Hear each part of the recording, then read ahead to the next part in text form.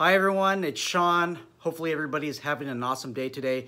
In today's video, I'm going to talk about an incident that occurred in the Los Angeles area. Los Angeles Police Department is currently investigating the incident. There was a mob flash that occurred inside of the store, and a private security officer was pepper sprayed in the face with apparently bear pepper spray. We're going to talk about that a little bit more, but before we do that, let's get some things out of the way.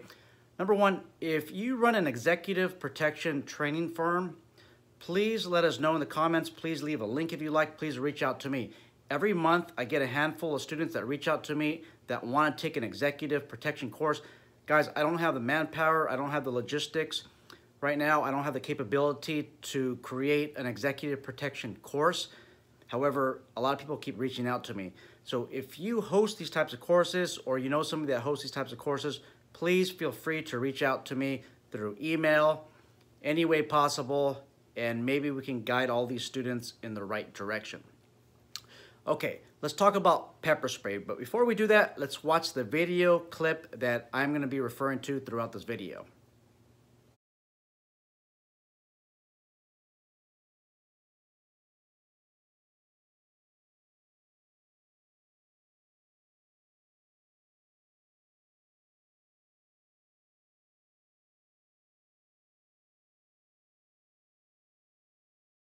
This is frightening to watch, especially those of you who work the floor as a private security officer. Very, very disturbing.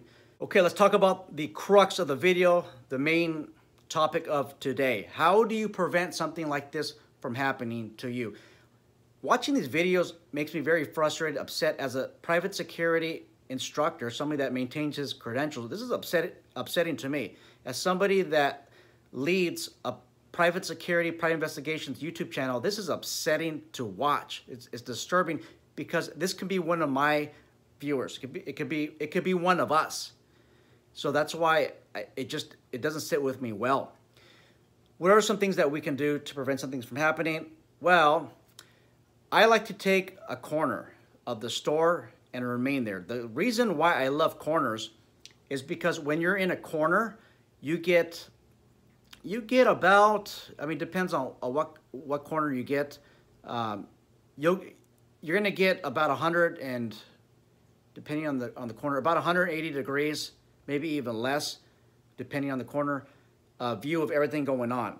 Now, a lot of self-defense experts will say, hey, never back up into a wall or be along the wall because you could remain stuck there if some people start beating on you. And there is some truth to that. So I would take about maybe 4 or 5 large steps away from that wall so you're not stuck there if you are cornered. But I do prefer the wall because it gives me a better observation of the whole entire store. So that's number one. Take a corner.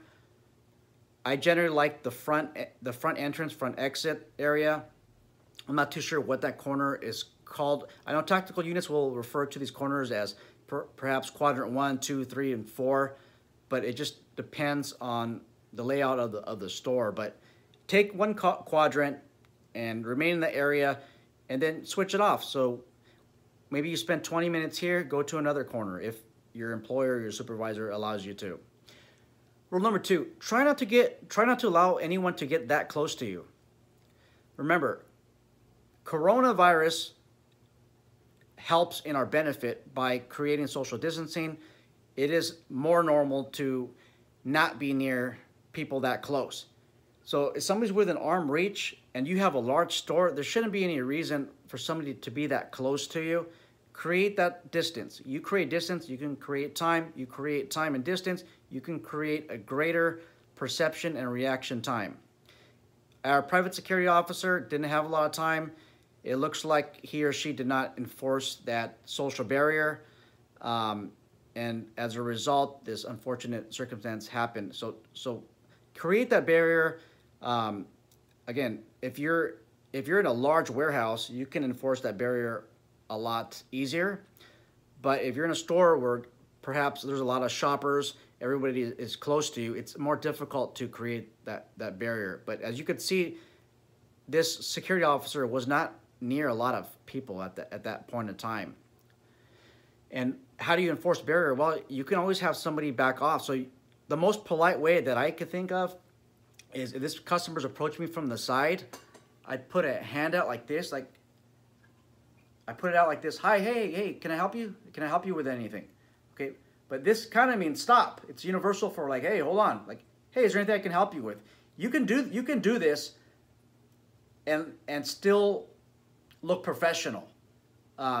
You got to just tell this person what it is that you can help them with, or ask them, what can you help them with? So, hey, they're coming close to you.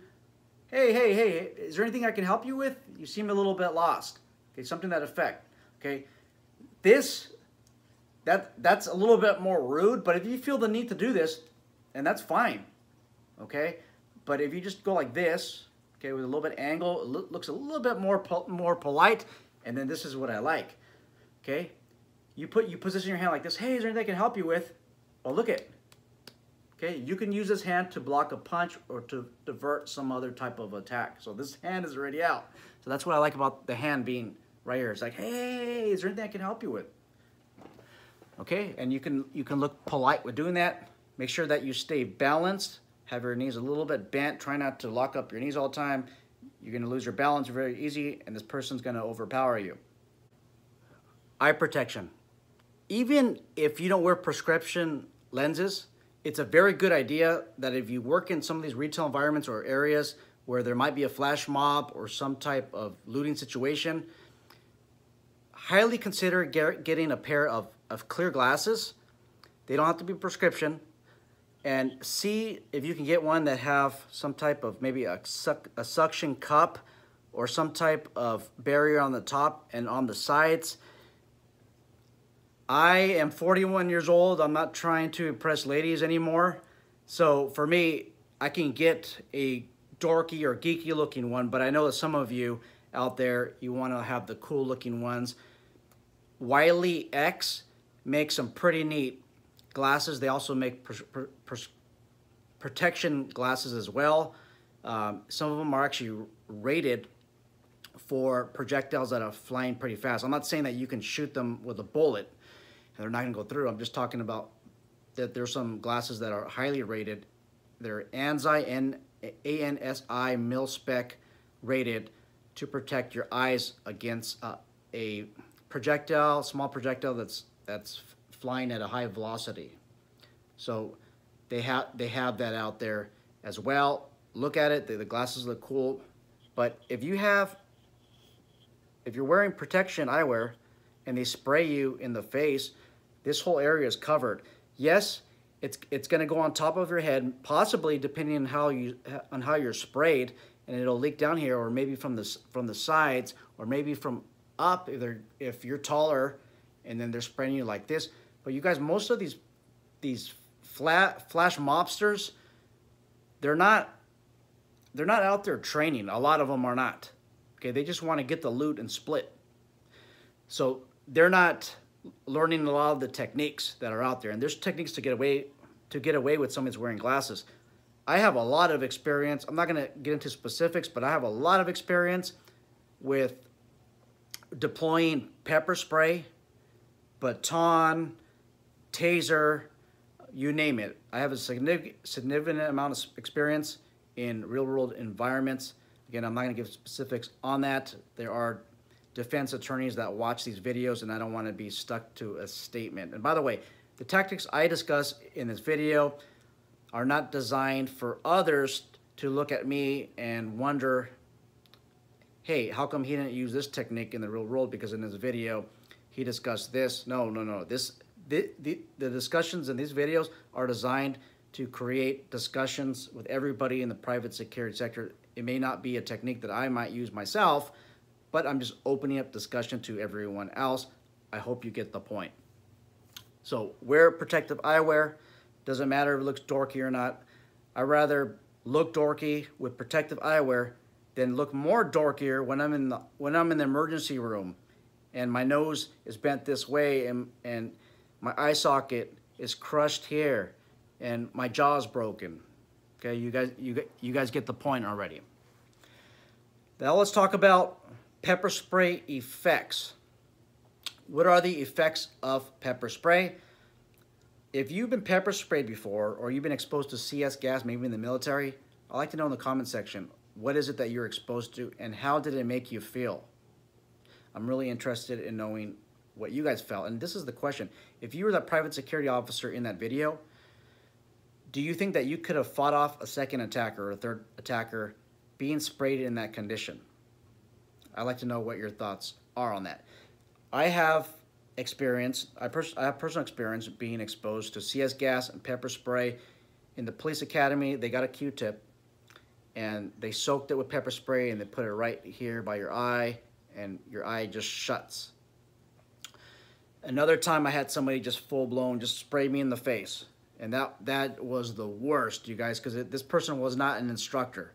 This person was an untrained person that didn't know when to stop pressing down the lever for the pepper spray. Another occasion, I was receiving my chemical agent certification. I had to get sprayed in the face again.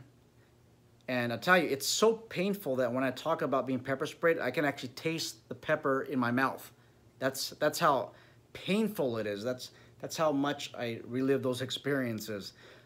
So I was sprayed in the face again and in the eyes, and then I had to fight for my gun. It was not exciting. I've been in situations where I've pepper sprayed people, and then I felt the after effects. They were in the back of the patrol car. So as you see, I have a lot of experience with pepper sprays. I am a chemical agent instructor as well. It's been a while since I've trained anybody, but I've also, in a training environment, I also train students, and you get all different types of reactions. But this is what I learned. If you give them a good exposure directly in the eyes, okay, their eyes are gonna close and they're gonna be in so much pain, they're gonna be unable to think clearly. So that's what the effects are. And I recommend that that in a professional environment, you have somebody spray you. Somebody that's trained for obviously first aid techniques, because you're gonna be in pain for a good 40 minutes. On my worst time being sprayed, I couldn't open my eye until after 15 minutes, and that's continuous water flow in my eyes. I got a hose, and then I'm telling you, I just try to rinse everything out, but an easy 15 minutes, maybe 20 minutes, but about 40 minutes of pain. And even when you get a lot of that out of your eyes, it just comes back. It's awful. But what I recommend is that you do get exposed to pepper spray just to see how you react to that situation. If you're really hesitant on doing this, not a recommendation, but something that I would do if I don't want to get full-blown spray, is soak the Q-tip, okay, as much as you can, and then just put it right here.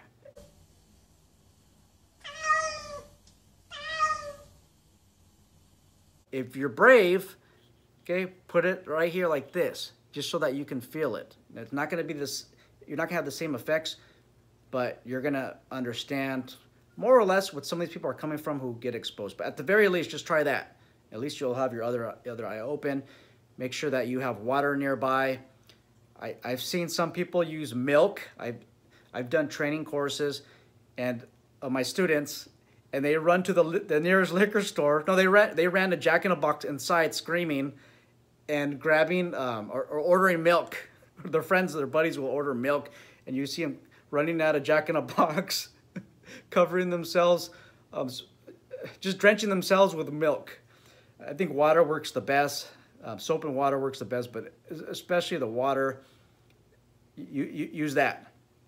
But be exposed so you know what the effects are. And also, if you have to use some type of other level of force that's higher than pepper spray, so perhaps a baton. This is a training baton, by the way. Maybe even a taser. Maybe even a firearm. I'm not saying in this video you can't use a firearm if somebody's about to pepper spray you. We're not covering that in this video. I covered that in another video.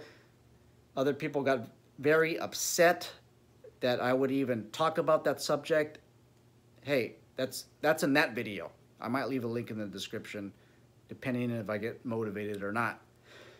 But I'm not going to talk about that.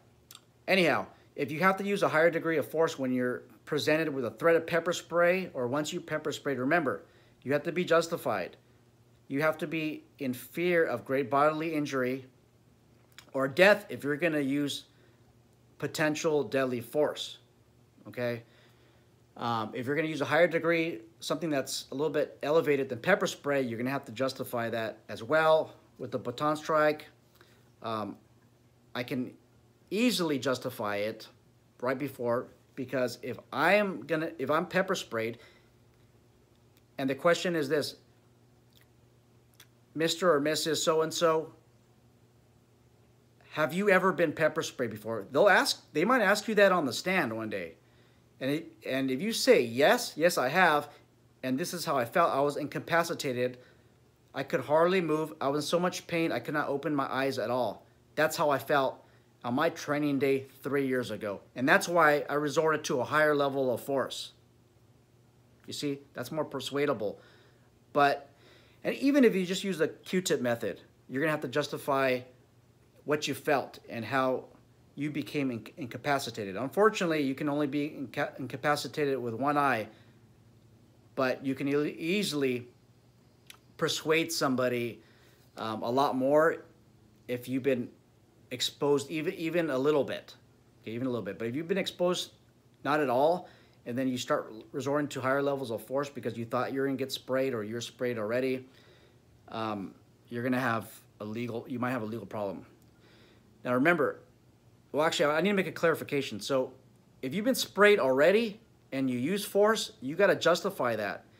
So if the last movement was in your direction and perhaps they're looking at your firearm, or they're looking at maybe a radio that you had and they're reaching towards it, okay, after you've been exposed to this pepper spray from this offender, you can still justify using maybe a higher level of force or some force after the fact. Because if you just get sprayed and then you just use force against somebody for no justification, that's retaliation. You might become the aggressor. You got to be careful in doing that. But if you could justify that, hey, this person was walking my direction, their eyes were fixed towards my handgun, or they were fixed towards the pepper spray I had, or the radio, the only radio that I had, or the only communication device that I had on me where I could call 911. Okay, I know some of you are thinking, well, 911, that's not going to help when you're being attacked. Everybody likes to hear that you made an effort to call 911 if it's feasible. So at least explain that you couldn't call 911 because the only communication device that you had was a radio, which was linked to perhaps a dispatcher, and that dispatcher has access to 911. That only method of communication, that person was attempting to reach for that. So what could our private security officer have done differently? Guys, don't blame the security officer. This person may have been a good employee. This person may have been a subscriber, or maybe is going to subscribe to this channel. Let's not be harsh on that person, but we can still learn from the event. In general terms, what can we learn here? Number one, wear some type of protection, some eye protection out there, okay? Number two, position yourself somewhere near a corner or somewhere where you can have a better observation point, where you could observe everything that's going on around you. All you have in the back of you is a wall. You don't have to constantly look over your back, okay? Number three is have a plan and understand that if you've never been pepper sprayed before, that you might panic. And when you panic, you're not going to be able to make a rational decision. And how do I know that? Because the first time that I was pepper sprayed, intentionally by a good person, I panicked and I hyperventilated, and I wished that I was going to die at the moment. That's how much pain it was. And just hyperventilating, I almost passed out. Not a good condition. The other times I was exposed, I remembered from the first time to control your breathing. Do box breathing. If you're into yoga, use your yoga techniques. You have to concentrate on your breathing. And that's what I told myself when I was sprayed for my chemical agent instructor school. I had a talk with myself very briefly. I wasn't so much pain. I said, Sean, breathe. If you don't breathe, you're not going to make that rational decision, and you're gonna panic. Okay. Try to avoid being sprayed at all. Maintain that social distance. Give some time to react to the situation. Put your arms out. Hey, sir, hey, is there anything I can help you with? You look kind of lost. Okay, create that distance. Enforce that distance. If you believe that this person is going to attack you, hey, get back. Stop, get back. When they're coming towards you again, look for their hands. They're not going to pepper spray you with having pepper spray, okay, in their mouth. It's not going to happen like that, you guys. Okay, and some other thing that I want to mention is at the beginning of your shift, this is your pepper spray container. Make sure it's not expired. You want to shake this before the start of your shift. Don't get on the retail floor and pull it out and start doing this. People are going to start getting worried, okay? But hey, right before you go on duty, pull this out. Okay, shake it. The contents, they're going to settle the bottom. If you haven't shaken this thing up for years, they're going to settle. Make sure that you shake this thing. That's all I have. You guys all take care. Be safe. I am very, very, very looking forward to your comments and concerns. Take care.